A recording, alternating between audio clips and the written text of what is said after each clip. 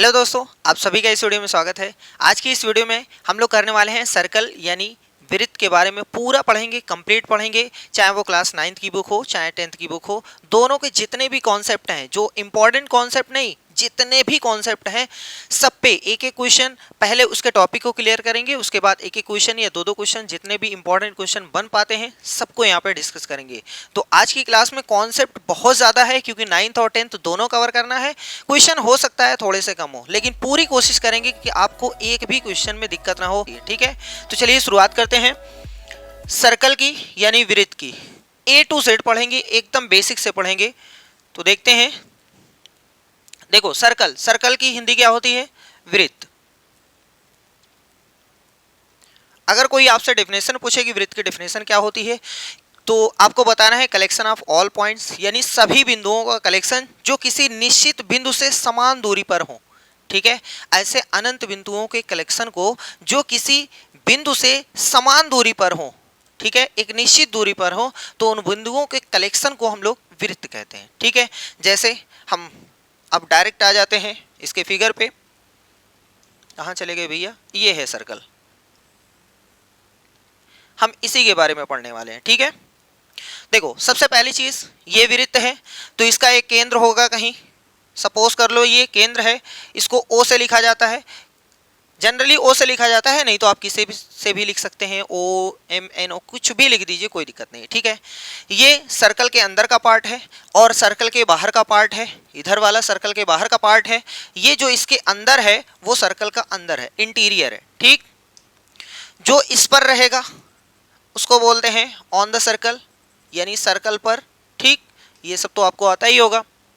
चलो अब देखो सर जी, एक सर्कल जो होता है, अगर यहाँ से हम पूरा एक राउंड लगाते हैं तो इसको बोलते हैं 2πr, यानी सर्कल की परिधि बोलते हैं, सरकमफ्रेंस ऑफ सर्कल बोलते हैं। ये भी आपको पता है।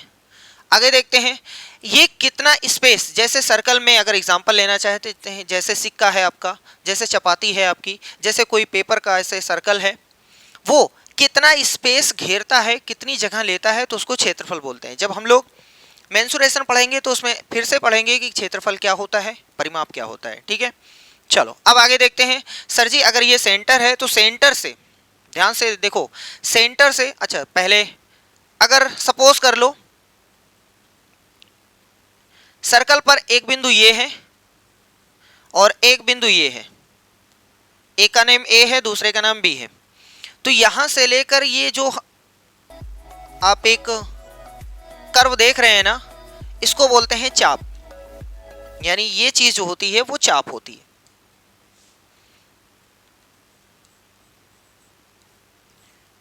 यानी आर्क कहते हैं। आर्क दो होगी, क्यों? क्योंकि सर जी अगर आपने इतना निकाल लिया है, इतना निकाल लिया, जैसे चूड़ी जो टूट जाती है तो इतना बड़ा टुकड़ा निकल आता है, तो कभी कभी अगर सपोज कर लो चूड़ी टूटी है, दो टुकड़े बने हैं, तो हो सकता है बराबर बराबर टूटी हो, या हो सकता है छोटी छोटी या छोटी बड़ी टूटी हो, है ना। तो अगर मान लेते हैं ये चूड़ी का छोटा वाला टुकड़ा है और इधर वाला जो है वो चूड़ी का बड़ा वाला टुकड़ा है ना, तो इसको भी आर्क बोलते हैं। इसको भी क्या बोलेंगे भैया? आर्क ही बोलते हैं। ठीक है, यानी चाप ही बोलते हैं, लेकिन एक छोटा है एक बड़ा है, तो बड़े वाले के लिए मेजर बोलते हैं, यानी दीर्घ, और छोटे वाले के लिए माइनर बोलते हैं, यानी लघु। समझ में आ गया? बड़ा जो है, बड़ा वाला चाप जिसको हम लोग बोलते हैं मेजर आर्क, और छोटे वाले को, ये छोटे वाले को क्या बोलेंगे? Minor arc. ठीक है, यहां तक समझ में आ गया। आगे सर जी सपोज करो कि हमारे पास एक सर्कल है और अगर एक बिंदु यहां है, एक बिंदु यहां है, इसका नेम A है, इसका नेम B है, इन दोनों को मिलाते हुए एक लाइन अगर आप खींचते हो तो इस लाइन को हम लोग बोलते हैं कॉर्ड, यानी जीवा। इसको क्या बोलते हैं? कॉर्ड,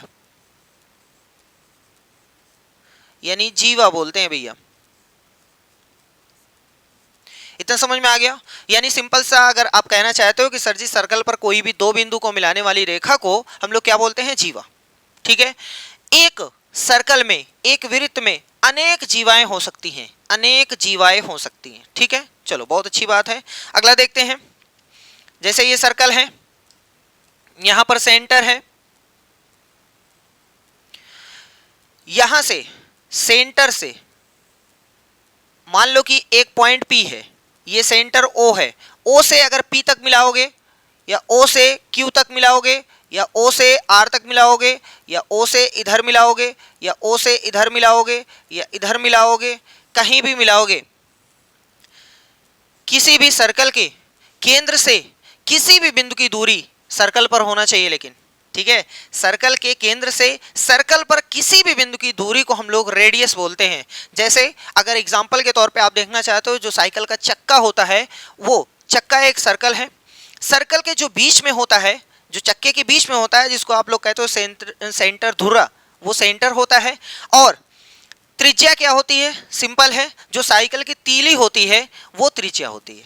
ठीक है, अब यहां पर हमने बहुत सारी तीलियां बना दी हैं, देख लो, यहां पर एक तीली ये है, एक तीली ये है, एक तीली ये है, एक तीली ये। ठीक है, इसको हम लोग क्या बोलते हैं? रेडियस यानी त्रिज्या बोलते हैं, रेडियस यानी त्रिज्या बोलते हैं भैया। ठीक है, यहां तक समझ में आ गया? सिंपल सा याद रखिएगा, एक सर्कल में जितनी भी त्रिज्याएं रहेंगी सब समान होंगी। यानी कि अगर एक साइकिल आपने देखा, उसका एक चक्का देखा, उस चक्के में जितनी भी तीलियां रहेंगी, उसी चक्के में जितनी भी तीलियां रहेंगी सब समान लंबाई की रहेंगी। इसीलिए यहां पर कहा गया है कि सभी जो रेडियस है वो इक्वल होती है, लेकिन सेम सर्कल की, याद रखिएगा। अब ये ना कह दीजिए कि हमारे पास एक छोटी सी साइकिल है, एक बड़ी सी साइकिल है, बताइए कैसे दोनों की तीली की लंबाई बराबर है? नहीं, ऐसा नहीं है। हमने कहा सेम सर्कल में, एक ही सर्कल में, यानी एक ही चक्के में जितनी भी तीली लगी रहेगी सब बराबर रहेगी। अगर कोई तीली छोटी, कोई तीली बड़ी है तो आप उछल उछल के चलेंगे, है ना? ऐसा नहीं होता है। इसलिए जितनी भी रेडियस, एक सर्कल में जितनी भी रेडियस होती है सब आपस में बराबर होती है। अब थोड़ा यहां आते हैं। अगर कोई सर्कल है, सर्कल पर दो बिंदु अगर आपके पास है, उनको मिलाओगे तो कॉर्ड बोला जाएगा, जीवा बोली जाएगी। अब जैसे मान लेते हैं हमारे पास एक वृत्त है कुछ इस प्रकार का, और हम मिलाते चले गए। मान लो कोई कह रहा है कि सर जी ये जीवा है और ये सेंटर है। ठीक है, ये सेंटर है, ये क्या है? एक जीवा है। ये क्या है? एक जीवा है। ये क्या है? एक जीवा है। कोई भी दो बिंदु को मिलाओ, कोई भी दो बिंदु को मिलाओ, अभी तक हमने जितनी भी लाइंस खींची हैं सब जीवा है, सब जीवा है। कोई कहेगा सर जी नहीं, इसको आप व्यास बोलते हो। नहीं भैया, व्यास भी एक प्रकार की जीवा ही है, व्यास भी एक प्रकार की जीवा ही है, बट उसका नेम अलग से रख दिया गया है कि इसको हम लोग व्यास बोलेंगे। जैसे मनुष्य तो बहुत ढेर सारे हैं, लेकिन उसमें से एक खास मनुष्य है जिसको हम लोग पीएम बोलते हैं, जो नरेंद्र मोदी है ना, वो खास, वो भी मनुष्य है लेकिन वो खास है, इसीलिए ये भी एक जीवा है लेकिन वो खास है, जो सेंटर से पास करती है। तो ऐसी जीवा जो सेंटर से पास करती है उसको हम लोग जीवा तो कह सकते हैं 100%, वो भी सही है, लेकिन उसका जो स्पेशल नेम है वो है डायमीटर यानी व्यास बोलते हैं। ठीक है, तो ये चीज जो है, ये जो है वो डायमीटर है। लिख दें यहां पर, ये जो है वो डायमीटर है यानी व्यास है। सही है। और अगर आप देखोगे तो सर जी यहां से लेकर यहां तक एक रेडियस है, यहां से लेकर एक रेडियस है। अरे भैया, कोई भी सर्कल अगर आपके पास है, देख लो, ये सर्कल है, ये सेंटर है, ये सेंटर है, यहां से लेकर ये रेडियस है, यहां से लेकर ये रेडियस है, और दो रेडियस जब मिल गई तो क्या बन जाती है? जीवा बन जाती है ना? सॉरी, जीवा नहीं, मतलब व्यास बन जाती है स्पेशल केस में। तो व्यास को, डायमीटर को d से लिखते हैं और त्रिज्या को r से लिखते हैं। इसीलिए जब दो r मिलेंगी तो एक d बनेगा। ये फार्मूला याद रखना है, d बराबर 2r होता है। जब दो रेडियस मिलती है तो एक d बनता है। देख लो, एक रेडियस ये है, एक रेडियस ये है, जब दोनों मिल गई तो क्या बन गया? ये r है, रेडियस है, ये भी r है। ठीक है, दोनों रेडियस जब मिल गई तो क्या बन गया भैया? ये डायमीटर बन गया। सही है, यहां तक समझ में आ गया? कोई भी दिक्कत नहीं होनी चाहिए। थोड़ा सा आगे बढ़ते हैं। सर जी सपोज कर लो कि ये हमारे पास एक नन्हा मुन्ना सा सर्कल है। अगर कोई जीवा हमने खींच दिया, कोई भी जीवा हमने खींच दिया, जैसे ये जीवा हमने खींच दिया, इसका नेम रख दिया ए बी। तो जैसे आपने देखा है कि कभी कभी आलू उलू खराब हो जाता है तो हम उसको ऐसे काट करके निकाल देते हैं ना, वैसे जैसे ये रोटी है, रोटी ऐसे काट करके निकाल दो तो ये दो टुकड़ों में बढ़ जाती है, जिसको हम लोग सेगमेंट बोलते हैं यानी वृत्तखंड बोलते हैं। ठीक है, यहां पर दो सेगमेंट है, सेगमेंट बोलते हैं यानी कि वृत्तखंड बोलते हैं। यहां पर दो सेगमेंट है, एक छोटा है एक बड़ा है, एक ऊपर देखो एक नीचे देखो, कहीं भी छोटा बड़ा हो सकता है, कहीं भी छोटा बड़ा हो सकता है बराबर भी हो जाए, हो सकता है बराबर भी हो जाए, लेकिन हम अभी फिलहाल देखते हैं कि छोटा बड़ा, तो इसको बोलते हैं माइनर, इसको बोलते हैं मेजर। तो ये क्या हो जाएगा, मेजर सेगमेंट, ये क्या हो जाएगा, major segment, major segment, segment है भैया, सेगमेंट। यहां देखो लिखा हुआ है सेगमेंट का मतलब वृत्तखंड यानी दीर्घ वृत्तखंड है, ये दीर्घ वृत्तखंड। ठीक, और इस छोटे वाले को क्या कहेंगे, माइनर। हमने कहा था वो वर्ड याद कर लो, माइनर सेगमेंट यानी कि जिसको हम लोग क्या बोलते हैं, लघु, लघु वृत्तखंड।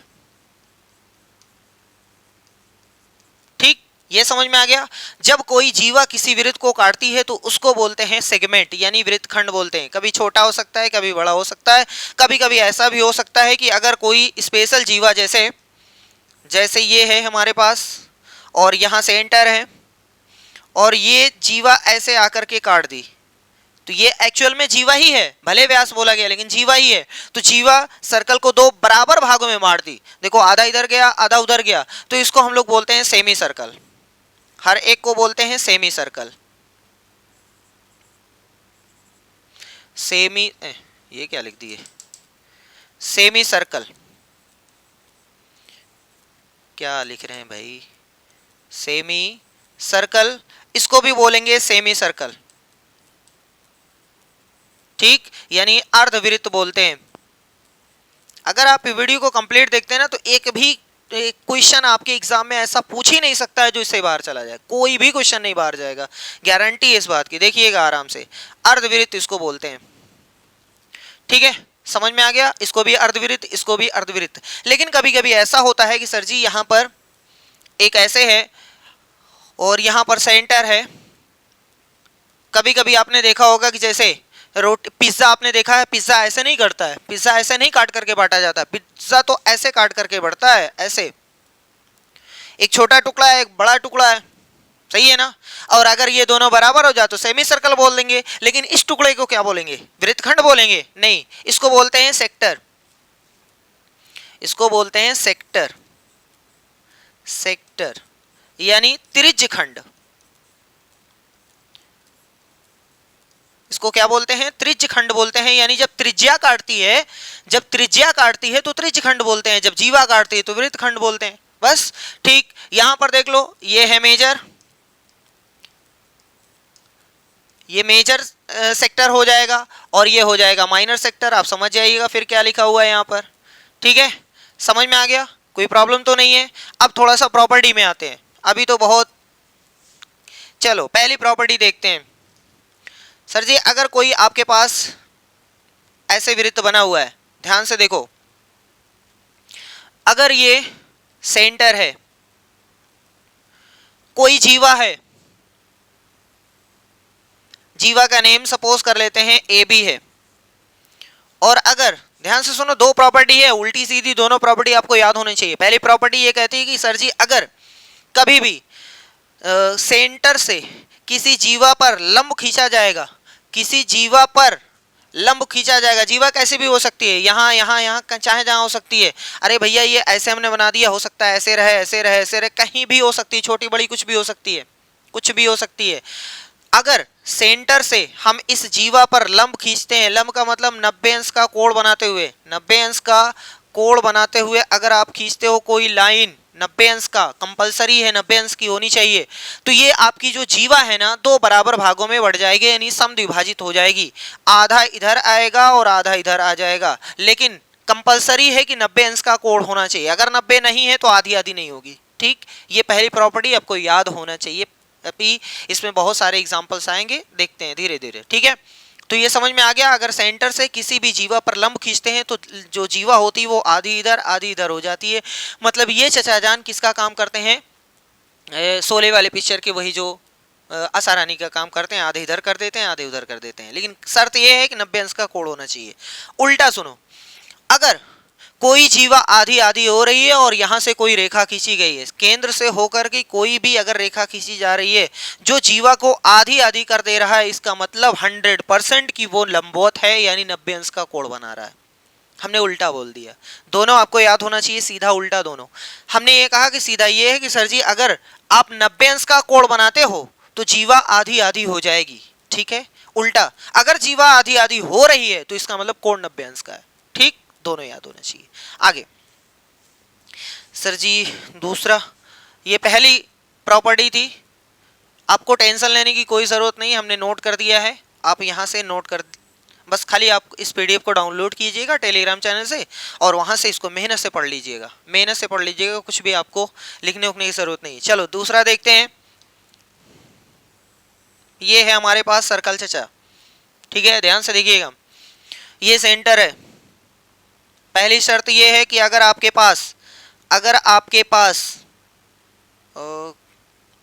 चलो सेंटर से समान दूरी पर स्थित दो जीवाएं हैं, समान दूरी पर स्थित मतलब सेंटर से, चलो मान लो कि ये 4 सेंटीमीटर है, तो इधर भी कहीं भी आप 4 सेंटीमीटर लेकर के 4 सेंटीमीटर दूर अगर आप कोई जीवा खींचते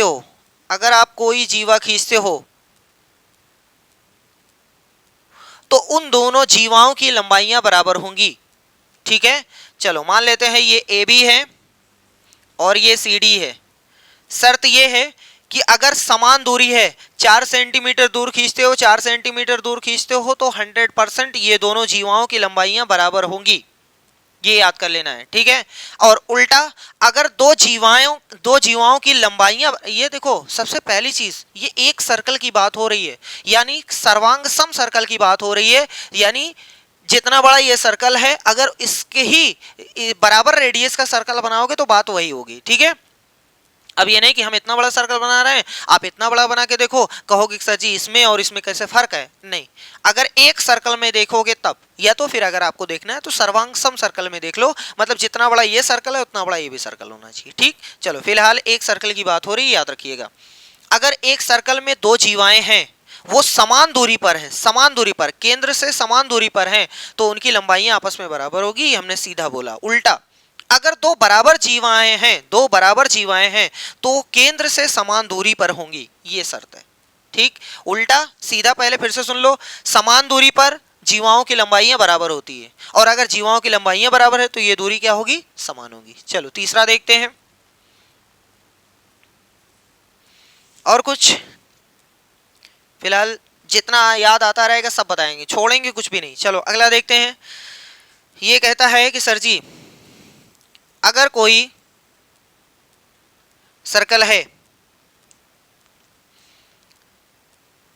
ये हमारे पास कोई कॉर्ड है, सॉरी ये कोई आर्क है, सपोज कर लें ये ए है ये बी है ये बी है, ठीक है, और यहाँ बेचारा केंद्र है, ये जो चाप केंद्र पर, सपोज कर लो कि अगर ये थीटा डिग्री का कोण बनाता है, मतलब थीटा मतलब 1 2 3 4 5 कुछ भी हो सकता है, ठीक है, थीटा अंश का कोण बनाता है, और कोई चाप इतना ही कोण बनाता है, कोई भी चाप है, मान लेते हैं एक दूसरा चाप है इतना बड़ा, ठीक है, और छोटा करते हैं, एक चाप इतना ही बड़ा है, मान लेते हैं, नहीं छोटा है, चलो भैया एक चाप इतना बड़ा है, और वो भी क्या करता है, वो भी केंद्र पर थीटा अंश का कोण बनाता है, वो भी कोण थीटा बनाता है, तो इसका मतलब ये हुआ कि ये दोनों चाप की लंबाइयां बराबर हैं।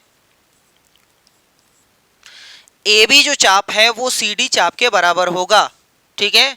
अगर दो चाप केंद्र पर समान कोण आंतरित करते हैं तो इसका मतलब उन दोनों चापों की लंबाइयां बराबर होंगी। उल्टा अगर दोनों चाप की लंबाइयां बराबर हैं तो केंद्र पर समान कोण आंतरित करेंगे, ठीक है, हमने बताया कि अगर ये चाप है, ये थीटा अंश का कोण बनाता है। थीटा का मतलब 1 2 3 4 5 90 50 कुछ भी हो सकता है, कुछ भी हो सकता है।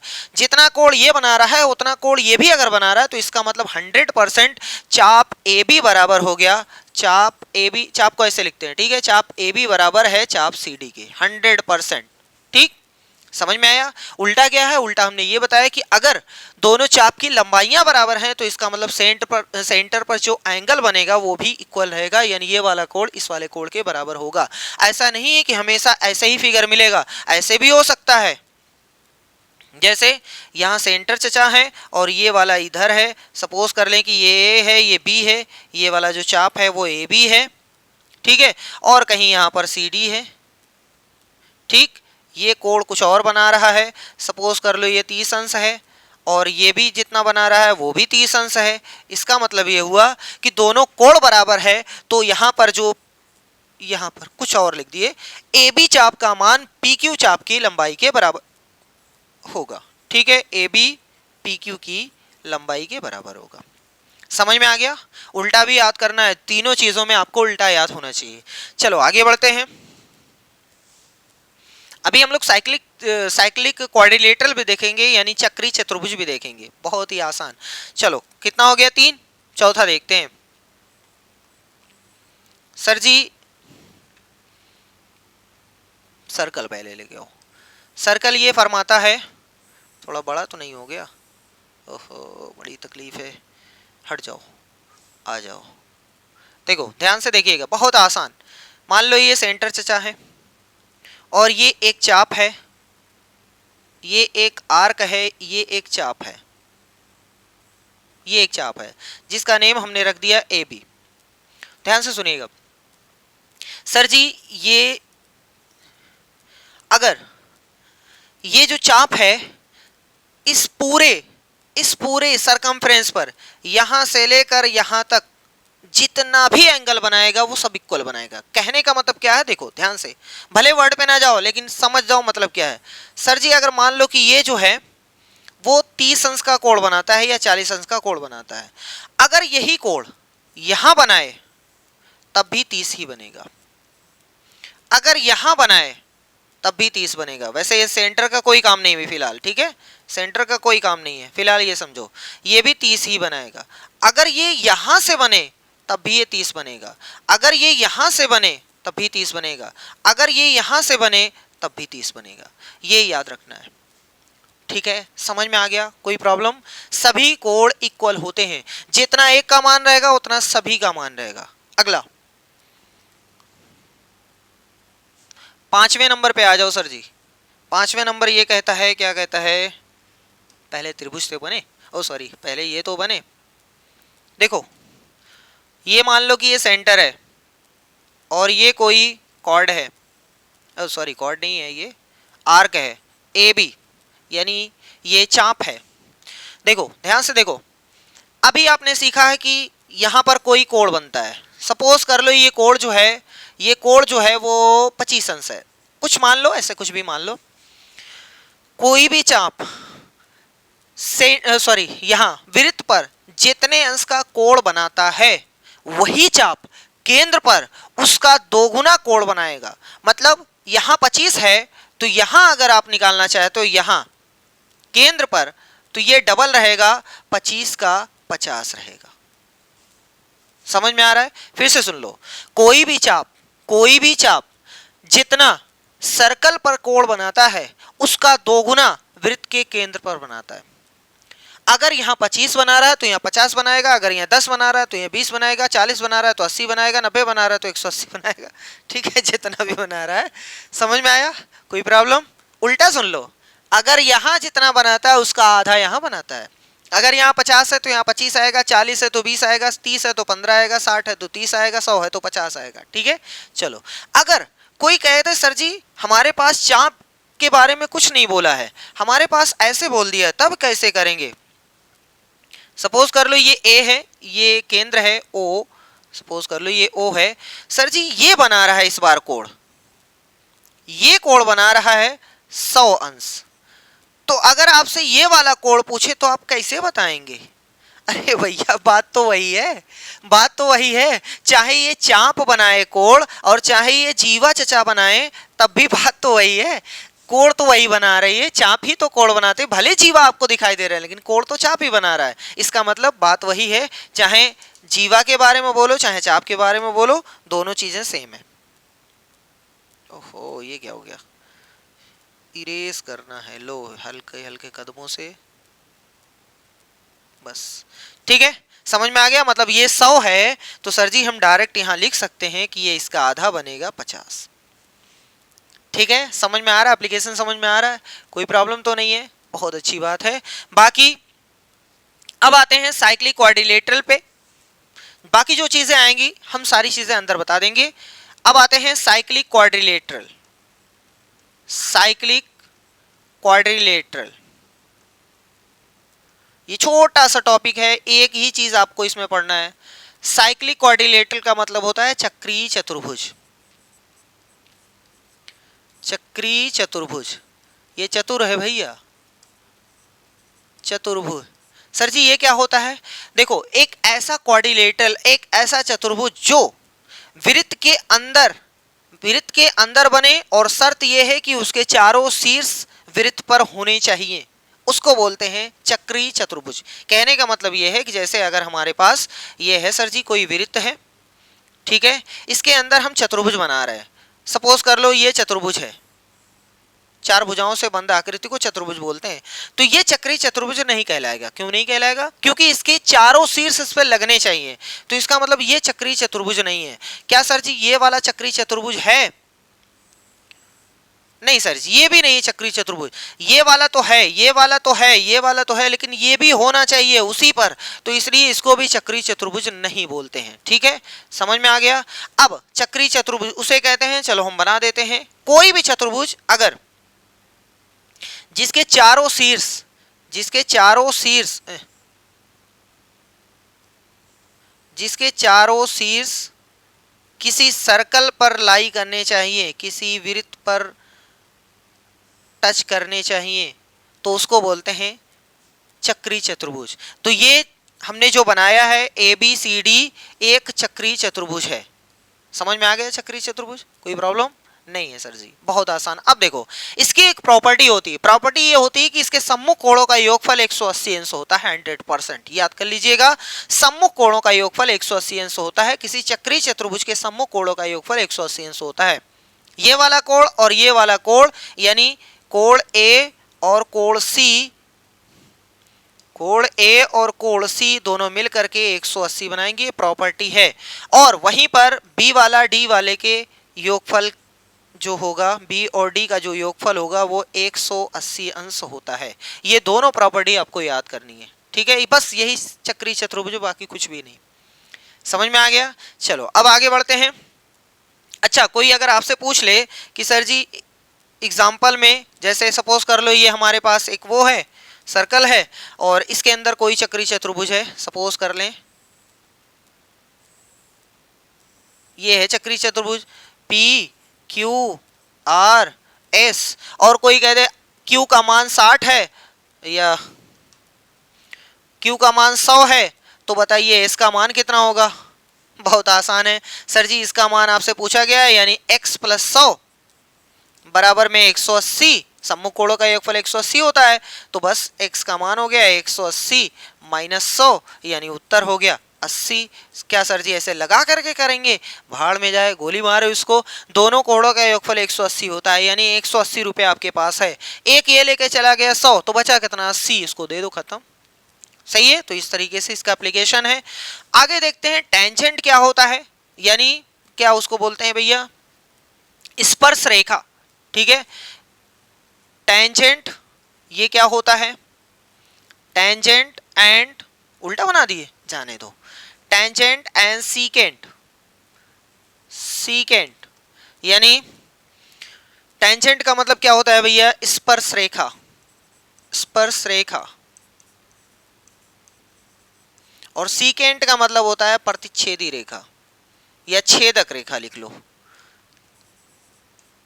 छेदक रेखा। ठीक है। देखो जैसे अगर हमारे पास कोई वृत्त है, सपोज कर लें ये हमारा वृत्त है गंदा सा, ठीक है। अगर कोई रेखा ऐसी आ रही है जो यहां से आई ऐसे चले गई, तो इसको बोलते हैं सीकेंट, यानी छेदक रेखा हमारे वृत्त को छेद करके आगे बढ़ गई, तो इसको बोलते हैं सीकेंट, ठीक है। अगर ऐसे चली गई इसको भी सीकेंट बोलेंगे, ऐसे चली गई सीकेंट बोलेंगे, या दूसरी डिफिनेशन में आप ऐसा कह सकते हो कि अगर कोई रेखा हमारे सर्कल को दो अलग अलग बिंदुओं पर काटती है तो उसको बोलते हैं छेदक रेखा, ठीक है। अरे भैया ऐसे याद कर लो, छेद करके चली गई इसका मतलब छेदक रेखा। अगर कोई ऐसे जा रही है तब भी अलग अलग बिंदुओं पर काट रही, इसका मतलब छेदक। अगर ऐसे चली गई, सपोज कर लो ये टच है, सपोज कर लो अगर कोई भी रेखा हमारे वृत्त को टच करते हुए चले जाए, किसी सिक्के पे एक पेन ऐसे रख दो, किसी सिक्के के ऐसे सिक्का है ऐसे रख दो, तो उसको बोलते हैं टेंजेंट यानी स्पर्श रेखा। सही है, समझ में आ गया। तो इसको क्या बोलेंगे, इसको हम लोग बोलेंगे स्पर्श रेखा। जो टच करती हुई जाती है उसको बोलते हैं स्पर्श रेखा, और बाकी सबको छेदक रेखा, बाकी सबको छेदक रेखा यानी सीकेंड बोलते हैं। ये भी है, ये भी है, ये भी है और ये भी है, ठीक है। ये सब क्या है, छेदक रेखा, लेकिन ये हमारी क्या है, ये है स्पर्श रेखा यानी टेंजेंट। सही है। अब चलो इसकी प्रॉपर्टी देखते हैं, ध्यान से सुनो। पहली प्रॉपर्टी यही बता दें, हाँ यही बता दें, अच्छा है। देखो भैया, किसी भी बाहरी बिंदु से, किसी भी बाहरी बिंदु से कहीं, मतलब ये हमारे पास सर्कल है, सर्कल के बाहरी बिंदु से कहीं भी बाहर बिंदु है, चाहे यहाँ है, यहाँ है, यहाँ है, यहाँ कहीं भी हो, बाहर होना चाहिए। सपोज कर लो हमारा एक बिंदु है P, ये बाहर है। किसी भी बाहरी बिंदु से आप एक सर्कल पर दो ही टेंजेंट खींच सकते हो, मैक्सिमम दो ही स्पर्श रेखा खींची जा सकती है, टू टेंजेंट्स ड्रा की जाती है। किसी बाहरी बिंदु से आपके वृत्त पर दो ही रेखा खींची जा सकती है, टेंजेंट, ठीक है। जो कैसी होगी हम आपको खींच करके दिखाते हैं। देखो यहां से आएगी और ऐसे टच करते हुए चली जाएगी, यहां से आएगी और ऐसे टच करते हुए चली जाएगी। सही है, ये रेखा है तो आगे पीछे चाहे जितना बढ़ा दो कोई भी प्रॉब्लम नहीं। अब इसमें देखो, इस बिंदु को बोलते हैं, ओहो, इस बिंदु को बोलते हैं स्पर्श बिंदु, तो इसको भी बोलेंगे स्पर्श बिंदु, स्पर्श बिंदु यानी पॉइंट ऑफ कांटेक्ट, ठीक है। इसको बोलते हैं स्पर्श बिंदु। अगर कोई आपसे कहे कि सर जी हम दो रेखाएं तो खींच सकते हैं, दो टेंजेंट तो खींच सकते हैं, दोनों टेंजेंट की लंबाई बता दीजिए, तो याद कर लो दोनों टेंजेंट की लंबाई जो होगी आपस में बराबर होगी। इसका मतलब अगर ये पॉइंट ए है और ये पॉइंट बी है, तो जितना ए से लेकर पी तक है उतना ही पी से लेकर बी तक होगा, ठीक है। और कोई कहेगा सर जी किसी टेंजेंट की लंबाई कहां से कहां तक नापते हैं, तो याद रख लेना जहां से आपने खींचा है और स्पर्श बिंदु तक ही लंबाई होती है। ये नहीं कि सर जी यहां से लेकर यहां तक खींच दो, अरे भैया ऐसे तो हमने इसको कहा रेखा है, ये रेखा है, तो ये तो पता नहीं कहां आगे बढ़ जाएगी। तो कोई कहेगा 90, कोई कहेगा 190, कोई कहेगा 590, तो ऐसा कुछ नहीं है। जहां से आप खींच रहे हो और जिस पॉइंट पर आकर टच करती है बस वहीं तक लेंथ आपको लेनी है, यानी यहां से यहां तक लेंथ लेनी है, बस यहां से लेकर यहां तक, इससे आगे नहीं बढ़ेंगे, ठीक है। याद रखेंगे किसी भी स्पर्श रेखा की जो लंबाई होती है बाहरी बिंदु से कांटेक्ट पॉइंट तक ही होती है, और जितना बी से लेकर पी तक है उतना ए से लेकर पी तक है, यानी दोनों स्पर्श रेखाओं की लंबाइयां जो होंगी वो बराबर होंगी, ठीक। चलो आगे एक प्रॉपर्टी और है, उसको भी देख लेते हैं। सर जी ये है, चचा जान ये क्या हो रहा है, कुछ नहीं कुछ नहीं, बाकी आप लोग समझदार हो। चलो सपोज करते हैं कि सर जी हमारे पास यहां से क्या ले लें, ये, ठीक। सपोज कर लें ये हमारे पास सेंटर चचा है, ठीक है, और हमने बाहरी बिंदु कोई भी ले लिया P, यहां से हम स्पर्श रेखा ड्रा करना चाहते हैं, तो हमने यहां से ड्रा किया, ये स्पर्श रेखा हो गई, ठीक है। एक और खींच सकते हैं जो कि इधर से जाएगी, बाकी इसके अलावा और कोई भी नहीं होगी, याद रखिएगा, ठीक है। ये इनका स्पर्श बिंदु है, ओहो ये इनका स्पर्श बिंदु है, ये इनका स्पर्श बिंदु है। अब प्रॉपर्टी अभी नहीं चले हैं, प्रॉपर्टी तो इसमें बता दिए हैं। एक बाहरी बिंदु से किसी भी वृत्त पर दो ही स्पर्श रेखाएं खींची जा सकती हैं और दोनों की आपस में लंबाइयां बराबर होती हैं। दूसरी प्रॉपर्टी ध्यान से सुनो, अगर स्पर्श रेखा आपने खींचा है और रेडियस को इस पॉइंट पर ज्वाइन कर दिया, अगर इस रेडियस को यानी त्रिज्या को यहां से ज्वाइन कर दिया, चाहे यहां से ज्वाइन कर दो चाहे जहां से ज्वाइन कर दो, याद रखिएगा भैया, याद रखिएगा। तो ये जो कोण होता है ना, ये जो कोण होता है ना वो 90 अंश होता है। मतलब ये जो रेखा है ये इसके साथ 90 अंश का कोण बनाएगी। ये प्रॉपर्टी है, याद रख लीजिएगा। ठीक है, समझ में आ गया, कोई दिक्कत तो नहीं है। यानी त्रिज्या स्पर्श रेखा पर लंबवत होती है। ये स्पर्श रेखा है, ये त्रिज्या है, लंबवत होती है, याद रखेंगे। और अगर कभी ऐसा हुआ कि सर जी ये वाली रेखा यहां से मिला दिया जाए तो कितनी चीजें होती हैं, ध्यान से देखो। ये जो कोण पूरा था, ये पूरा जो कोण था, आधा इधर आ जाएगा आधा इधर आ जाएगा, ठीक, याद रखेंगे। ये जो पूरा कोण था आधा इधर आ जाएगा आधा इधर आ जाएगा, ये भी याद रखेंगे। ठीक है, ये जो भुजा है वो रेडियस है, ये जो भुजा है वो रेडियस है, वो तो बराबर ही है। ये स्पर्श रेखा है, ये स्पर्श रेखा है, वो पहले ही बराबर, हमने पहले ही यहां पर कह दिया कि ये दोनों आपस में बराबर है। ठीक है, समझ में आ गया। आई होप जितनी प्रॉपर्टी आपको बताई गई सब आप दिमाग में रख चुके हैं। अब आते हैं क्वेश्चन में। क्वेश्चन में कुछ भी नहीं बचा है भैया, क्या बचा है, सब आप सीख चुके हैं। देखते हैं पहला क्वेश्चन क्या फरमा रहा है। अच्छा, जो हमने बताया है वो देख लो, आपके सामने लिखा हुआ है। आप जब पीडीएफ को डाउनलोड करेंगे मेहनत से इसको पढ़ लीजिएगा। अगर समझ में आ गया तो अच्छी बात, हो सकता है हमसे एक आध पॉइंट छूट गया हो तो समझ जाइएगा, नहीं समझ में आया तो जितना हमने बता दिया सफिशिएंट है। जो अभी आने वाला है वो भी बता देंगे अभी। ठीक है, ये सारी चीजें हमने आपको बता दिया है। देखो अब पहला क्वेश्चन आते हैं, क्या कह रहा है पहला क्वेश्चन ये है कि किसी वृत्त का एडी एक व्यास है और ए बी एक जीवा है। यदि ए डी बराबर 34 है, ए बी बराबर 30 है, तो वृत्त के केंद्र से ए बी की दूरी क्या है। सबसे पहले एक वृत्त बना करके आपको समझाते हैं, ऐसे थोड़ा सा दिक्कत हो जाएगी बिना वृत्त के। इस क्वेश्चन में कह रहा है किसी वृत्त का व्यास एडी एक व्यास है। ठीक है, किसी वृत्त का एडी एक व्यास है, यानी अगर आपके पास ये सेंटर है तो हमने इसको मिला दिया, इसका नाम एडी रख दिया, ये व्यास है। ए बी एक जीवा है, ए से बी कहीं एक जीवा है, बी कहीं भी हो सकती है, यहां यहां यहां कहीं भी हो सकता है। चलो हमने यहां बी ले लिया, ए को बी से मिला दिया, ये एक जीवा है। ठीक है, यदि एडी बराबर 34 है, ए से लेकर डी तक 34 है, तो आप सभी को पता है कि अगर ये केंद्र है तो 17 इधर जाएगा 17 इधर जाएगा। कंफर्म है, कोई प्रॉब्लम नहीं है। आगे कह रहा है कि ए बी बराबर 30 है, ये इसकी लंबाई जो है वो पूरी यहां से लेकर यहां तक वो 30 है। फिर आगे बोला है तो वृत्त के केंद्र से ए बी की दूरी बता दो। केंद्र ये है, यहां से ए बी कितनी दूर है। तो भैया जी यहां एक चीज देखिए, जैसे अगर ये पंखा लटक रहा है तो पंखे से हमारी दूरी कैसे पता चलेगी, तो जब तक हम उसके जस्ट नीचे नहीं जाएंगे, या किसी भी चीज की ऊंचाई अगर मेजर करनी है तो उसके जस्ट नीचे जाना पड़ता है, यानी 90 अंश का कोण बना करके। तो वही चीज यहां पर भी है, यहां से दूरी नहीं पता चलेगी, जस्ट 90 अंश का कोण बनाओ, यहां से 90 अंश का कोण बनाओ। अब यही चीज हमसे पूछ रहा है कि सर जी ये जो दूरी आपने खींचा है, मतलब ये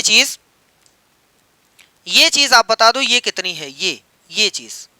तो बहुत ही आसान है इसके लिए क्या करेंगे, सिंपल मेथड ये है कि सर जी अभी हमने पहली प्रॉपर्टी ये सीखा था कि अगर किसी जीवा पर केंद्र से कोई लंब खींचते हैं तो जीवा आधी आधी हो जाती है। ये पूरी 30 थी, मान लो कि ये सी है तो 15 इधर जाएगा 15 इधर जाएगा।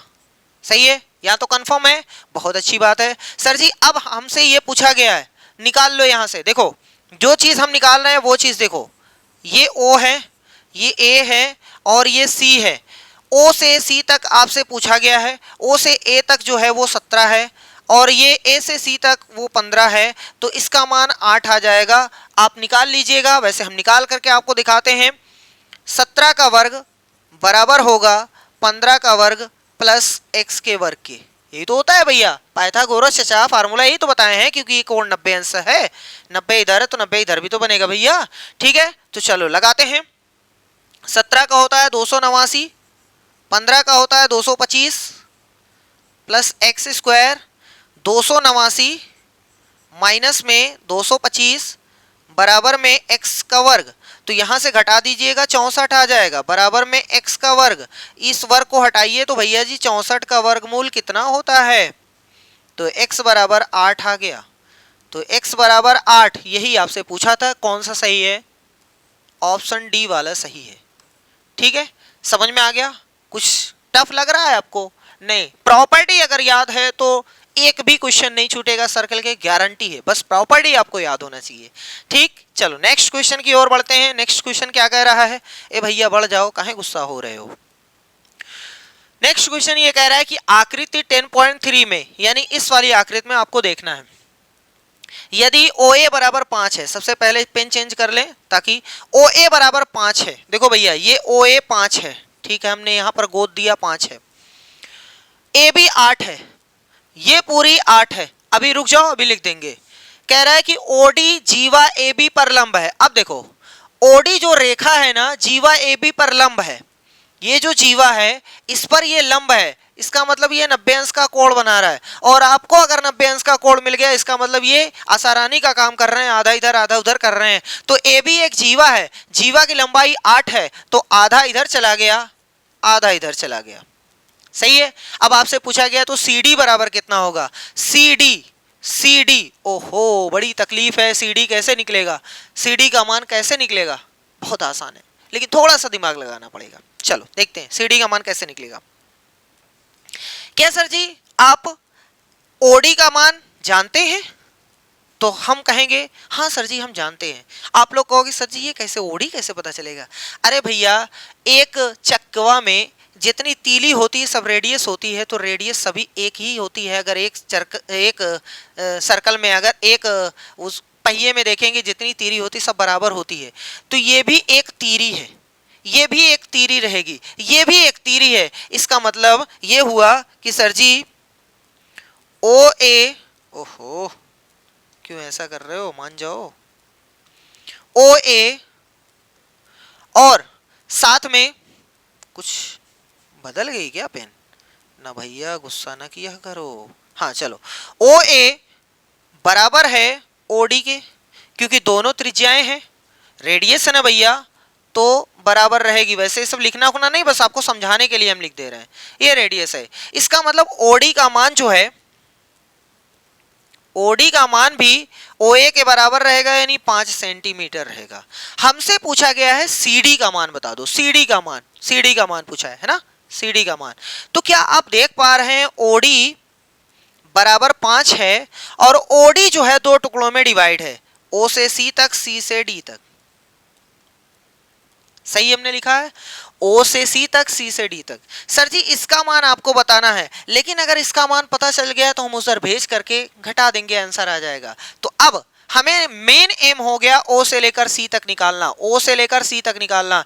सर जी ये तो पाइथागोरस चचा वाला एक फार्मूला लगेगा, कर्ण का वर्ग बराबर लंब का वर्ग प्लस आधार का वर्ग, तो इसका मान 3 हो जाएगा, निकाल लीजिएगा। 5 का वर्ग 25, 4 का वर्ग 16, यानी 25 माइनस 16 तो 9, 9 का वर्गमूल 3 आ जाएगा। तो भैया ओसी का मान 3 आ गया, यहाँ पे रख दो 3 प्लस में सी डी बराबर में 5, तो सी डी बराबर 5 में से 3 निकाल दो, यानी उत्तर आ गया 2। कौन सा सही है भैया, पहला वाला सही है। आसान क्वेश्चन है ना, लेकिन थोड़ा सा दिमाग हिल जाएगा, कहेगा सीडी निकालो, ये कैसे सर जी, पहले तो ओसी निकले, सही है। चलो अच्छा क्वेश्चन है। नेक्स्ट क्वेश्चन आगे बढ़ते हैं। यदि ए बी बराबर 12 सेंटीमीटर, ठीक है देख लेते हैं, ए बी बराबर 12, बी सी बराबर 16 और ए बी रेखाखंड BC पर लंब है, तो ABC से होकर जाने वाले वृत्त की त्रिज्या है। अच्छा एक चीज सबसे पहले यहाँ पर हम थोड़ा सा भूल गए, उसको भी बता देते हैं, वैसे लिखना जरूरी नहीं है, ऐसे ही समझ लो। देखो कोई भी 3 बिंदु अगर है, कोई भी 3 बिंदु है और संरेख नहीं है, संरेख नहीं है मतलब सीधी रेखा में नहीं है, अगर कोई भी 3 बिंदु सीधी रेखा में नहीं है तो उसे सिर्फ एक ही वृत्त खींचा जा सकता है। उससे सिर्फ और सिर्फ एक ही वृत्त खींचा जा सकता है। ठीक है, फिर से सुन लो। अगर तीन बिंदु संरेख नहीं है, मतलब एक सीधी रेखा में ना हो, जैसे ये सीधी रेखा में आ गए ना, तो ऐसे बिंदु को छोड़ करके, ऐसे बिंदुओं को छोड़ करके अगर कोई भी तीन बिंदु कहीं भी है, जैसे एक यहाँ है, एक यहाँ है, एक यहाँ है, तो इनसे हो करके एक ही वृत्त आप खींच सकते हो, सिर्फ और सिर्फ एक वृत्त खींचा जा सकता है।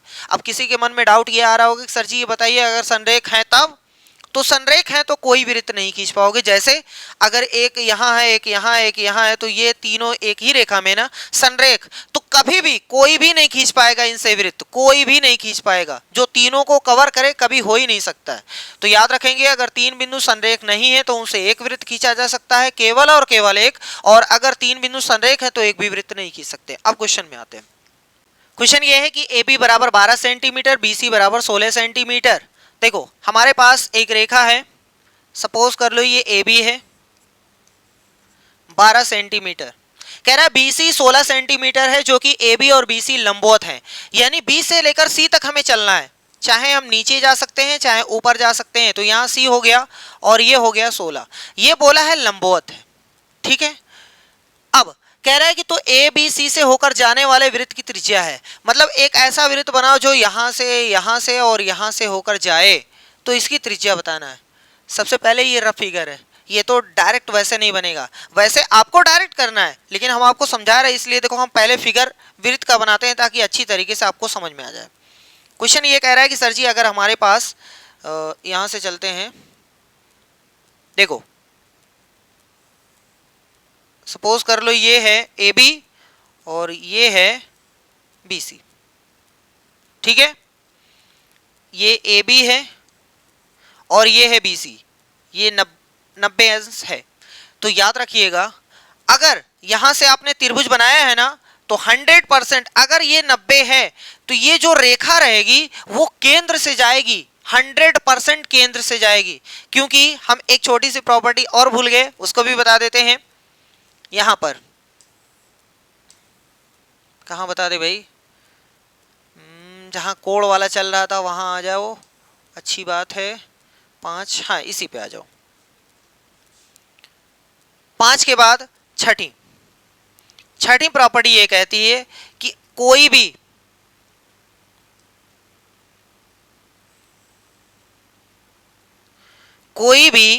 जो डायमीटर है, कोई भी डायमीटर जो है ना, यहां पर अगर कोण बनाएगा यहां पर, तो वो 90 अंश का कोण बनता है। यानी कहने का मतलब यह है कि अर्धवृत्त में बना कोण 90 अंश होता है, समकोण होता है। याद रखेंगे, अर्धवृत्त में बना कोण समकोण होता है, चाहे ऊपर बना लो चाहे यहां बना लो 90, चाहे यहां बना लो 90, चाहे यहां बना लो 90, चाहे यहां बना लो 90। मतलब अगर अर्धवृत्त है तो कोण 90 अंश का बनेगा। और अर्धवृत्त कैसे बनता है, जब ये रेखा जीवा नहीं, सॉरी, जब ये व्यास रहेगा तभी तो आधा आधा होता है। तो अब आते हैं क्वेश्चन में, क्वेश्चन देखते हैं, वही प्रॉपर्टी आपको बता दिए हैं जो थोड़ा सा मिस हो रहा था। चलो अब आ जाते हैं क्वेश्चन में।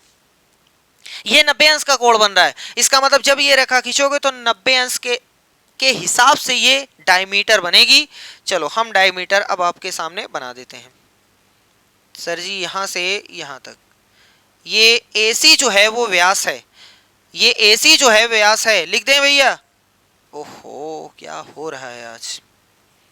AC एक व्यास है, AC एक व्यास है, और आप सभी को पता है कि व्यास है तो ये कहीं भी सेंटर लाएगी, जितना इसकी लंबाई है उसकी आधी हमसे पूछी गई है, खत्म हो गया। तो सर जी अब कैसे करेंगे, क्योंकि ये है 12, ये है 16, इसका मान आप निकाल सकते हो इसके मान से। ठीक है, तो x स्क्वायर बराबर में होता है 16 का वर्ग प्लस 12 का वर्ग। आपको पूरा करना नहीं है, हम आपको समझा दिए हैं। ठीक है, बस आपको क्या करना है कि x का मान निकाल के उसका आधा कर दो, आंसर हो जाएगा। हमने पूरा आपको समझा दिया। AC का मान हम निकाल रहे हैं, तो x 16 का होता है 256, 12 का होता है 144, दोनों जोड़ेंगे तो 400 हो गया भैया।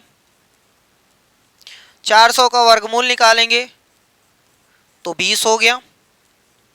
इसका मतलब ये पूरा यहां से लेकर यहां तक ये पूरा आया है 20, तो हमें चाहिए रेडियस, रेडियस बता दो। तो 10 इधर जाएगा और 10 इधर आएगा, सही है। तो हमसे क्या पूछा था, रेडियस बता दो यानी 10 सेंटीमीटर। कभी भी अगर ये क्वेश्चन आता है तो पूरा बनाना नहीं है, बस इस दोनों का जैसे त्रिभुज बना लीजिएगा, त्रिभुज में इसका वर्ग दोनों जोड़ करके उसके बाद उसका वर्गमूल निकाल करके आधा कर दीजिएगा, फाइनल आंसर है। ठीक, चलो अगला क्वेश्चन, ये आपके सामने क्वेश्चन है। कह रहा है आकृति इतने में एबीसी का मान 20 है तो एओसी का मान बता दो। एओसी देखो किसका मान पूछा है, इतना आसान क्वेश्चन पूछेगा तो कहां तक काम चलेगा। हमने आपको बताया है अगर ये दोनों बंधे हुए हैं, यहां पर कोण बना रहे हैं 20, यहां बनाएंगे 20, यहां बनाएंगे 20, यहां बनाएंगे 20, सब 20 बनेगा। लेकिन अगर यही केंद्र पर बनाएं तो डबल बनाते हैं, कितना बनाएंगे, कितना बनाएंगे भैया, इसका डबल कितना बनेगा 40, खत्म। यहाँ कितना बन जाएगा 40। प्रॉपर्टी कहती है, हम नहीं कहते हैं।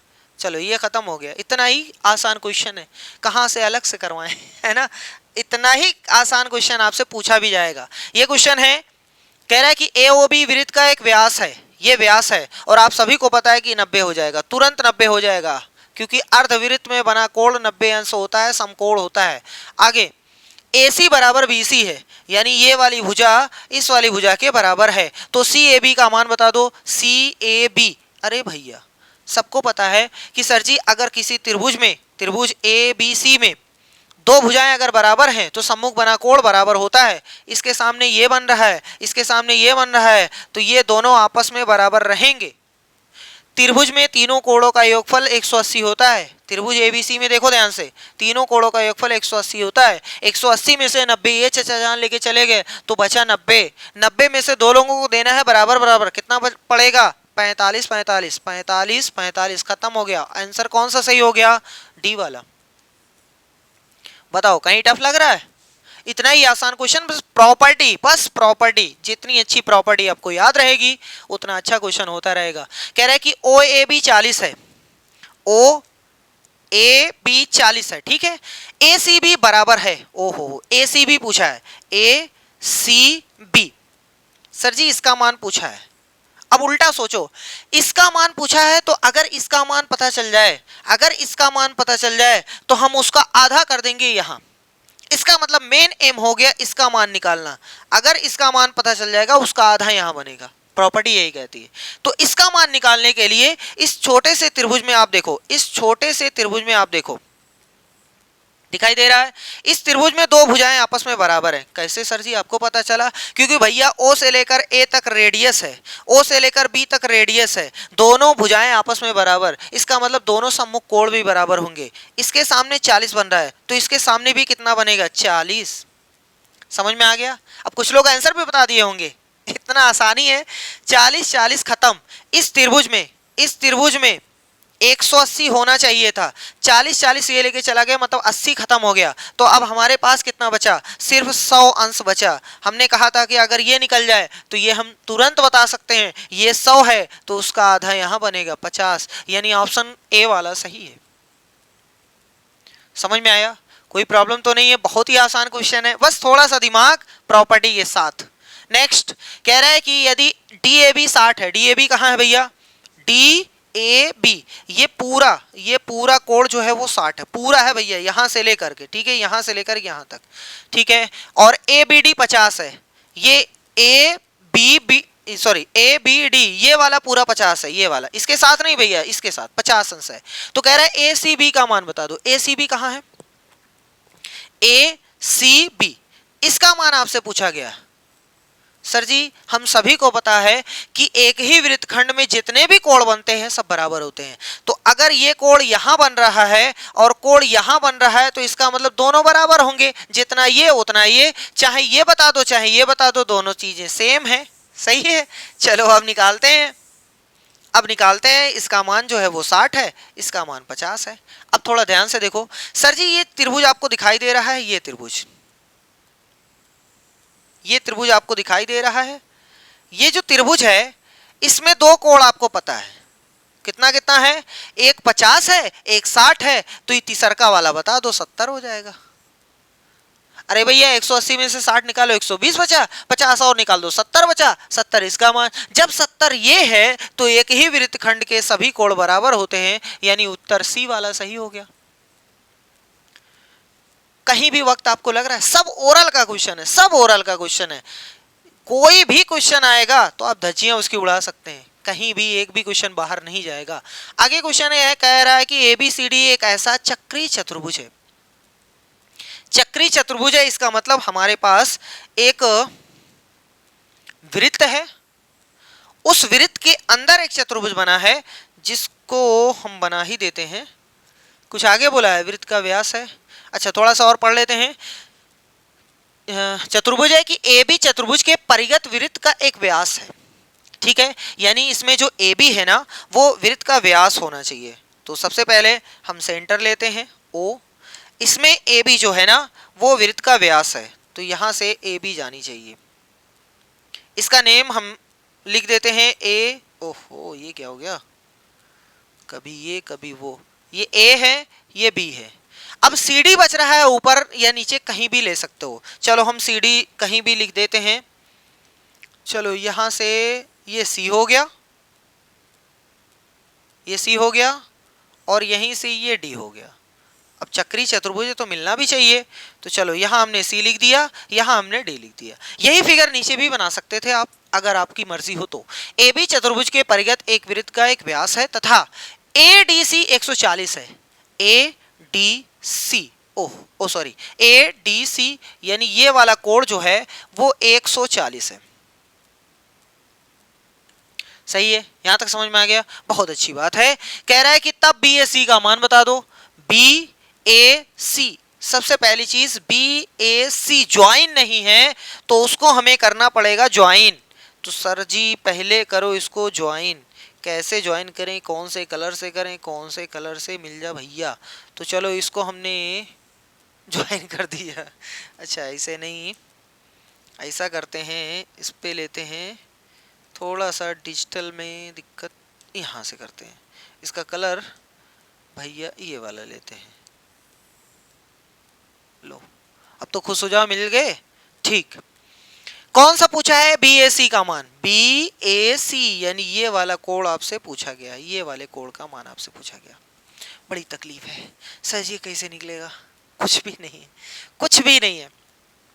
देखो, ये जो आपको त्रिभुज दिखाई दे रहा है नन्हा मुन्ना सा, ये वाला त्रिभुज आप देख पा रहे हैं, ये सी है, ये बी है, ये ए है। आपसे इस कोण का मान पूछा गया है। अगर हम आपको इन दोनों का मान बता दें, अगर इन दोनों कोण का मान बता दें, तब आप कह सकते हैं कि सर जी हम ये बता सकते हैं। तब तो आप तस्लीम करो कि सर जी हाँ हम बता सकते हैं। ये अगर आपको बताना है, दो हम बता के दे रहे हैं, तब आप बता सकते हैं हाँ सर जी बता सकते हैं। तो ले लो, दो ले लो, कौन सी दिक्कत है। सर जी देखो जहां पेन चल रही है, सर जी ये चीज जो है ना 90 अंश का कोण बनेगा। क्यों? क्योंकि कोई भी अर्धवृत्त में बना कोण 90 अंश का होता है, यानी ये 90 रहेगा। बहुत अच्छे सर जी, ओहो ये 90 है, इसका मतलब ये 90 है। सर जी एक ठो और बता दो, ई वाला बता दो तो हमें बता दो। कोई दिक्कत नहीं भैया, ये क्या है, चक्रीय चतुर्भुज। चक्रीय चतुर्भुज के सम्मुख कोणों का योगफल 180 अंश होता है। ये दोनों सम्मुख हैं कि नहीं है, ये और ये दोनों सम्मुख हैं कि नहीं है। ये 140 लेके बैठा है, तो इसको कितना देगा, 40। इसका मतलब इसका मान 40, खत्म। इसका मान 90। अरे भैया अब तो बता दो इसका मान कितना रहेगा। ऑप्शन बी वाला सही है, 50 अंश रहेगा। ठीक, समझ में आ गया। थोड़ा सा अच्छा क्वेश्चन था। नेक्स्ट क्वेश्चन की ओर बढ़ते हैं। आकृति इतने में बीसी वृत्त का व्यास है तथा बीसी जो है भैया वृत्त का व्यास है, ठीक है। मतलब ये कोण जहां भी बनाएगा वो 90 अंश का कोण बनाएगा, याद रखिएगा। बी ए ओ 60 अंश है, कहीं है बी ए ओ, अच्छा ये वाला देखो, ये वाला बी ए ओ जो कोण है वो है 60 अंश, ठीक। तब एडीसी का मान बता दो। ओहो, एडीसी कहाँ है, एडीसी, इसका मान आपसे पूछा गया। बहुत अच्छी बात है सर जी। ध्यान से देखो, ये दोनों बंधे हुए हैं। हमने कहा था ये कोण जितना होगा उतना ये भी होगा, उतना ये भी होगा, उतना ये भी होगा, सही है। इसका मतलब इस वाले कोण के बराबर इस वाले कोण का मान है। कंफर्म है? कंफर्म है। तो अब हमारा जो काम है वो ये नहीं है कि डायरेक्ट इसको निकालना, इसका मान हमने कहा 60 अंश है, ठीक है, इसका मान इसके मान के बराबर है, तो अब हमारा काम इसका निकालना है, ये बता दो काम खत्म, ये बता दीजिए सर जी, काम खत्म हो जाएगा। अब सर जी कैसे निकलेगा, बड़ी तकलीफ है, बड़ी तकलीफ है। अरे कोई तकलीफ नहीं है, ध्यान से देखो, ध्यान से देखो। सर जी ये जो त्रिभुज है आपको क्या दिखाई पड़ रहा है, ये जो त्रिभुज है क्या आपको दिखाई पड़ रहा है, ये जो त्रिभुज है क्या आपको दिखाई पड़ रहा है, हाँ सर जी दिखाई पड़ रहा है। तो ओ से लेकर बी तक, ओ से लेकर ए तक दोनों रेडियस है, क्या ये भी दिखाई पड़ रहा है, सर जी हाँ ये भी दिखाई पड़ रहा है। ओ से लेकर ए तक, ओ से लेकर बी तक ये दोनों रेडियस है, इसका मतलब दोनों भुजाएं बराबर होंगी, दोनों भुजाएं बराबर है तो त्रिभुज के सम्मुख बना कोण भी बराबर होता है। जितना ये रहेगा उतना ये भी रहेगा। ये तो खुद ही चिल्ला चिल्ला के बता रहा है कि सर जी ये और ये दोनों बराबर हैं, इसके सामने 60 है तो इसके सामने भी 60 रहेगा, काम खत्म, आपका आंसर आ गया। 60 डिग्री कहीं है, ऑप्शन सी वाले में बैठा हुआ है। इतना ही आसान क्वेश्चन है। समझ में आ रहा है, नहीं समझ में आ रहा है एक बार फिर से देखिएगा, फिर से समझ में आ ही जाएगा, जाएगा नहीं तो कहाँ।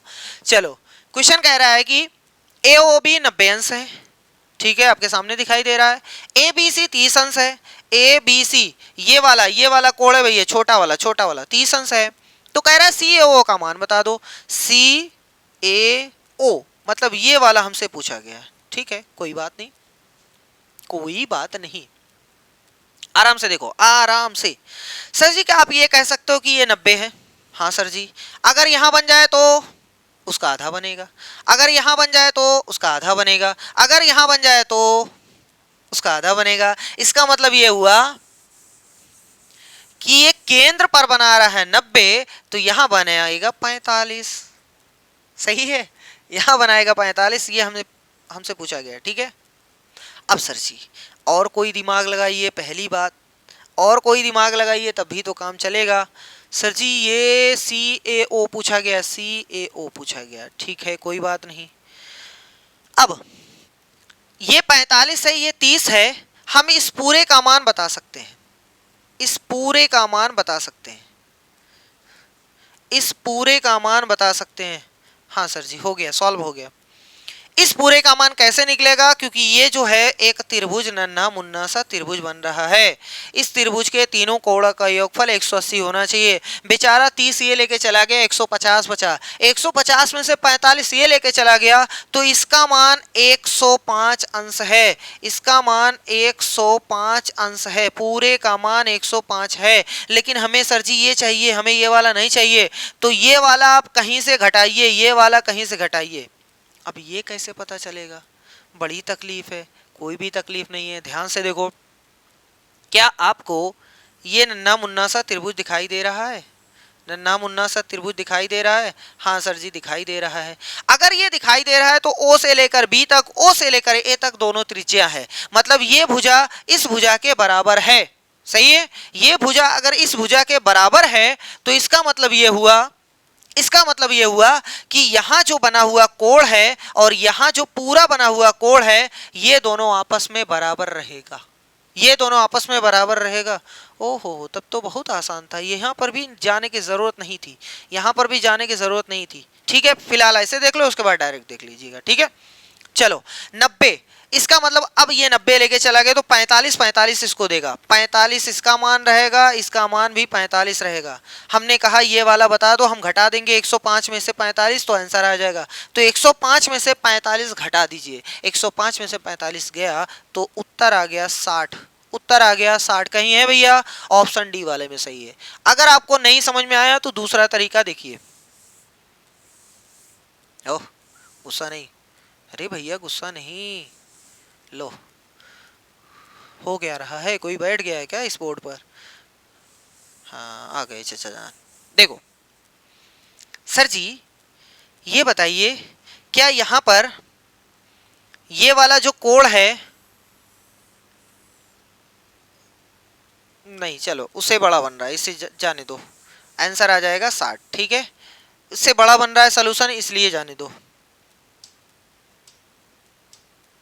ये ओहो और पीछे, और पीछे, थोड़ा सा और पीछे, एक बार और, एक बार और, लो बंद हो गया। अब क्या करें, बड़ी तकलीफ है। थोड़ा सा इसको इरेज करने की कोशिश करते हैं। गया तेल लेने। चलो भैया, ये आपका फाइनल आंसर हो गया 60 डिग्री। ठीक, चलो आगे क्वेश्चन देखते हैं। 5 क्वेश्चन और है। कह रहा है कि यदि दो संकेंद्री वृत्तों की त्रिज्या 4 सेंटीमीटर और 5 सेंटीमीटर है। सबसे पहले ये संकेंद्री वृत्त क्या होते हैं कि अगर एक ही केंद्र से जितने भी वृत्त बनाए जाएंगे उनको बोला जाता है संकेंद्री वृत्त, यानी कंसेंट्रिक सर्कल। जैसे एग्जाम्पल के तौर पे ये कोई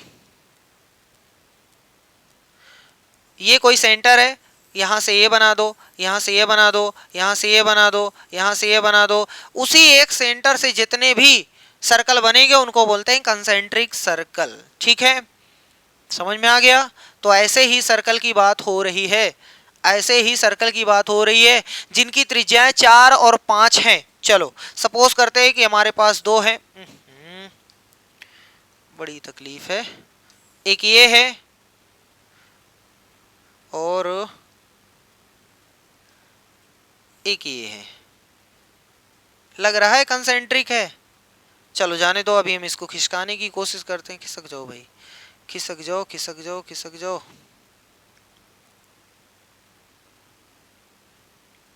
चलो सपोज कर लो कि ये हो गया।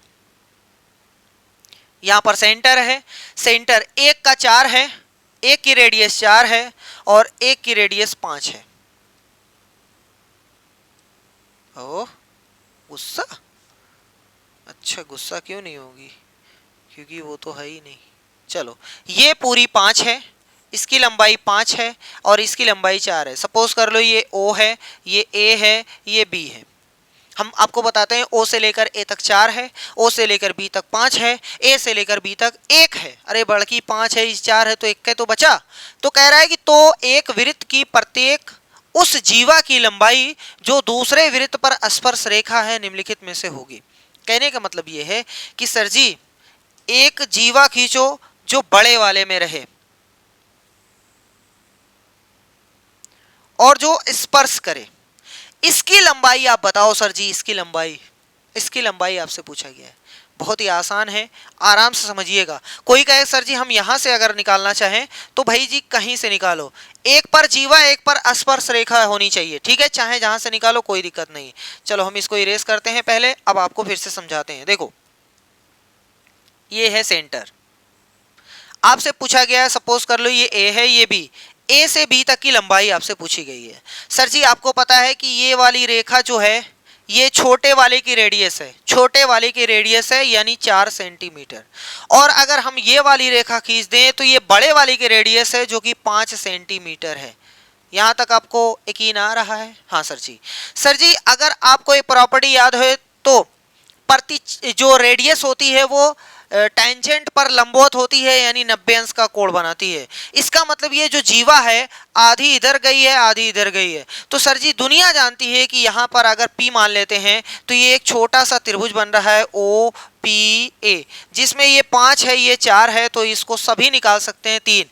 तो ये 3 आ गई है तो आंसर 3 ना देखिएगा, गलत हो जाएगा। ये भी 3 होगी, 3 इधर 3 इधर। ठीक है, तो कुल मिला करके जीवा की लंबाई जो होगी वो 6 होगी। ए से लेकर पी तक 3 है, पी से लेकर बी तक भी 3 रहेगी क्योंकि आधे इधर आधे उधर जाते हैं। तो ए से बी तक पूरा तो 6 हो जाएगा, 3 ना ठोकिएगा, गलत हो जाएगा। ठीक है, ऐसे अभी हमने आपको बताया कि आप चाहे यहां बना सकते हैं, चाहे आप यहां बना सकते हैं, चाहे आप यहां बना सकते हैं, कहीं भी आप कीजिए सबकी लंबाई 6 ही रहेगी। ठीक, तो चलो नेक्स्ट क्वेश्चन नंबर, ये कह रहा है कि ए बी एक वृत्त की जीवा है। ए बी जो है, ए बी कहाँ गई, ए बी एक जीवा है। ठीक है, कोई बात नहीं। एओसी वृत्त का व्यास इस प्रकार है, ये एक व्यास है भैया, इस प्रकार है कि ए सी बी बराबर 50 अंश। यदि एटी बिंदु ए पर वृत्त की स्पर्श रेखा है तो बी ए टी का मान बता दो। अरे बैट जो विराट कोहली खेलता है, खत्म। बैट का मान बताना है। बैट कहाँ है, बी ए टी। ये देखो ये वाला कोण आपसे पूछा है, बैट इस बाहर वाले कोण का मान आपसे पूछा है। बहुत ही आसान है, देख लेते हैं कैसे करना है। ठीक है, करें भैया, सिंपल है। देखो ए भैया इतना तो आपको पता है कि ये सेंटर है, सेंटर से ये रेडियस है, ये स्पर्श रेखा है, ये पूरा 90 बनेगा। बोलो 90 बनेगा, सही है। चलो ठीक है सर जी, आपको 90 से क्या लेना देना, तो हम कहेंगे सर जी आपको लेना देना है 90 से, क्योंकि ये पूरा 90 है, हमें इतना निकालना है। अगर आप हमें इतना बता दो तो हम ये वाला घटा करके इसमें बता देंगे इनका आंसर। तो हम कहेंगे कि ये जो है एक व्यास है, व्यास अर्धवृत्त में बना कोण 90 अंश का होता है, ये 90 बनेगा। 90 अगर ये बन रहा है, 90 अगर ये बन रहा है तो ये नन्हा मुन्ना सा एक त्रिभुज है, नन्हा मुन्ना सा एक त्रिभुज है। 90 50 140, तो इसको मिलेगा 40, 180 हो गया। अब जब ये 40 है, पूरा 90 है, 90 में से 40 निकल गया तो उत्तर आएगा 50। ठीक है, ये पूरी रामायण थी। अब इसका शॉर्ट क्या है कि कभी भी हटाएं, हटाएं भैया। अच्छा चलो यहाँ पे बता देते हैं, नहीं तो तकलीफ हो जाएगी। अगर कोई वृत्त है, वृत्त में कोई भी त्रिभुज बन रहा है, कोई भी त्रिभुज बन रहा है, तो ये वाला कोण इस वाले कोण के बराबर होता है। याद रखिएगा, ये स्पर्श रेखा होनी चाहिए, ये वाला कोण इसी कोण के बराबर होता है। ठीक है, तो सर जी ये 50 था, ये भी 50, क्या जरूरत है रामायण करने की पूरी, 50 ये भी रहेगा, सही है। चलो, और अगर इधर वाला पूछे, इधर वाला, अगर इधर वाला कोण पूछा जाए, इधर वाला मान लो y है, तो ये इस वाले कोण के बराबर होगा। ठीक है, चलो नेक्स्ट क्वेश्चन ये है कि किसी 5 सेंटीमीटर त्रिज्या वाले वृत्त के एक व्यास AB के एक सिरे A पर एक स्पर्श रेखा, अच्छा ठीक है पहले बना ही ले, नहीं तो दिक्कत हो जाए, इससे बेहतर है पहले बना ही ले। 5 सेंटीमीटर त्रिज्या है, यहाँ पर कोई सेंटर रहेगा। 5 सेंटीमीटर त्रिज्या वाले वृत्त के एक व्यास AB पर, चलो हमने AB ऐसे बना दिया, ये A है, ये B है। AB के एक सिरे A पर, मतलब इस पर स्पर्श रेखा XAY खींचो, इस पर स्पर्श रेखा खींचोगे तो ये रेडियस है भैया, रेडियस है, तो इसमें 90 अंश का कोण बनाएगी। तो चलो हम खींच देते हैं, कोशिश करते हैं हो जाए तो अच्छी बात है। चलो ये हो गई, इसका नेम भी रख देते हैं, एक तरफ X एक तरफ A ही है, X से Y, ये तो पता है 90 अंश है, इधर भी उधर भी।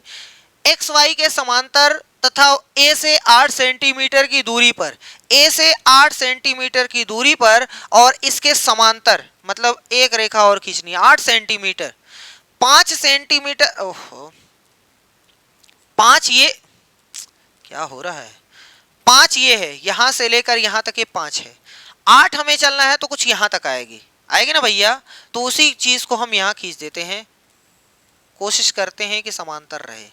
लो हमने एक रेखा खींच दिया, एक्स वाई के समांतर तथा ए से 8 सेंटीमीटर दूरी पर जीवा CD, चलो इसका नाम हम रख दिए CD।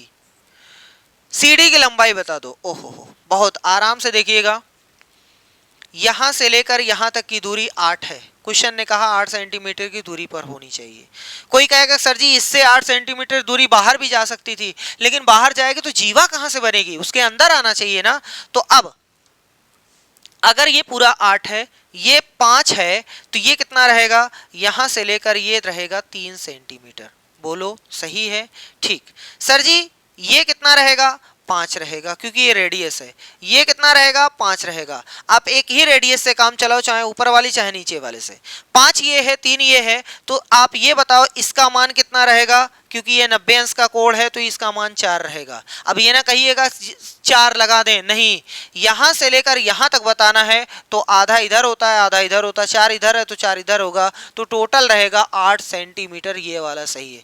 जल्दबाजी में गलत मत करिएगा, ठीक। चलो नेक्स्ट क्वेश्चन क्या कह रहा है, कुछ तो कह ही रहा होगा। ओ वृत्त का केंद्र, अरे भैया दिखाई दे रहा है। PQ एक जीवा है, वो भी दिखाई दे रहा है, PQ एक जीवा है। स्पर्श रेखा PR जीवा PQ के साथ 50 अंश का कोण बनाती है, ठीक है। तो POQ का मान बता दो। सर जी POQ का इसका मान आपसे पूछा गया है। अभी देखो इसके पहले वाले में हमने आपको बताया, क्या बताया सर जी, कि बाहर ये वाला कोण इसके बराबर, ये वाला कोण इसके बराबर। अब ये ना कह दीजिएगा नहीं तो बड़ी तकलीफ हो जाएगी। ये ना कहिएगा कि सर जी है वाला कोण ए के बराबर होगा, नहीं भैया, यहाँ पर होना चाहिए, यहाँ पर उसके बराबर होगा। तो हम ऐसा करते हैं, अपनी तरफ से इसको ऐसे मिला देते हैं, अपनी तरफ से एक त्रिभुज बना लिया अपनी तरफ से। तो आप सभी को पता है कि ये 50 है, तो ये कितना रहेगा 50, कितना रहेगा 50। सही है, समझ में आया। सर जी अगर ये 50 है तो उसका डबल केंद्र पर बनता है, इसका डबल केंद्र पर, तो इसका बनेगा कितना 100। सही है, तो आंसर कितना हो गया, ऑप्शन ए वाला सही है सर जी। अब क्या आप ऐसे करेंगे, पहले बनाएंगे फिर बताएंगे? नहीं, ये 50 है तो उसका डबल बना दीजिएगा, ये 50 है तो डबल बना दीजिएगा। ठीक, समझ में आ गया। चलिए नेक्स्ट, लास्ट क्वेश्चन है आज की क्लास का, बहुत ही अच्छा क्वेश्चन है, देखते हैं क्या बक रहा है। ये क्वेश्चन कुछ तो बक रहा होगा। कह रहे पी और पीबी केंद्र ओ वाले विरुद्ध परस्पर रेखाएं इस प्रकार हैं कि, हाँ ठीक है, आपको पता है पी से लेकर ए तक की डिस्टेंस पी से लेकर बी तक की डिस्टेंस के बराबर है, तो सबसे पहले पता है ओ ए बी का मान बता दो। ओ ए बी का मान, अच्छा ठीक है, इसका मान आपसे पूछा है। कैसे करते हैं, सिंपल है, एकदम सिंपल है, आराम से पहले देखो सर जी, देखो ये टेंजेंट है, रेडियस है, 90 अंश का कोण बनेगा, 90 अंश का कोण बनेगा, दोनों तरफ 90-90 बनेगा। ये दोनों 90-90 180 हो गए। ये हमारे पास जहां देखो, ये एक चक्रीय चतुर्भुज नहीं है, बस खाली चतुर्भुज है, बस खाली चतुर्भुज है। हमें पता है कि चतुर्भुज में चारों कोणों का योगफल 360 होता है, जिसमें से ये दोनों गधावे 90-90 लेके चले गए, तो बाकी दोनों जो बचे हैं उनका योगफल भी 180 होना चाहिए। तो अब ये 50 है तो इसको मिलेगा 130, बोलो सही है। तो अब से ये याद कर लेना है कि ये जो बाहर का कोण है और जो केंद्र पर बना कोण है, उन दोनों का योगफल 180 होता है, क्योंकि ये दोनों बहुत चालाक हैं, 90-90 लेके बैठ गए साइड में। कहेंगे कि 360 में से 90-90 हम लेके बैठ गए हैं, आप जितना बचा बंटवारा कर लो। तो ये कह रहा 50 हम लेंगे तो 130 उसको मिलेगा। ठीक है, इतना समझ में आ गया। आपसे पूछा गया है इसका मान, ये है 130, ये 90 था, हमने पहले ही आपको बताया, इस तभी तो निकला। अब इस 90 को गोली मार दो, इस 90 को गोली मारो, उससे कोई फर्क नहीं पड़ता है, क्योंकि हमने तो निकाल दिया है। सर जी ओ से लेकर ए तक रेडियस, ओ से लेकर बी तक रेडियस, ये वाली भुजा इस वाली भुजा के बराबर, इसके सम्मुख यहाँ कोण, इसके सम्मुख यहाँ कोण, इसका मतलब ये दोनों कोण भी आपस में बराबर होंगे। सर जी 150 में से 130 यही लेके बैठा है, तो बचा कितना 50, 50 में से आधा इसको दो, आधा इसको दो, चाहे ये पूछो तब भी 25, चाहे ये पूछो तब भी 25, तो आपका आंसर भी 25, यानी ए वाला सही है। ठीक है, तो जितने भी कॉन्सेप्ट थे लगभग हमने कोशिश किया है कि 99% कंप्लीट कर दें। तो जितने भी कॉन्सेप्ट है सबके सब उड़ गए हैं, धज्जियां उनकी उड़ चुकी हैं। अब आई होप कोई भी क्वेश्चन आएगा तो आप अच्छी तरीके से उसकी भी धज्जियां उड़ा सकते हैं, मतलब 1 2 3 जितना भी क्वेश्चन आएगा हर हाल में आपसे होना चाहिए। ठीक है, इसी उम्मीद के साथ आज की क्लास को एंड करते हैं, और वीडियो को ज़्यादा से ज़्यादा शेयर करिए भैया, जिनका और लोगों का फ़ायदा हो सके इसी क्लास से। ठीक है, तो मिलते हैं नेक्स्ट वीडियो में, तब तक के लिए धन्यवाद।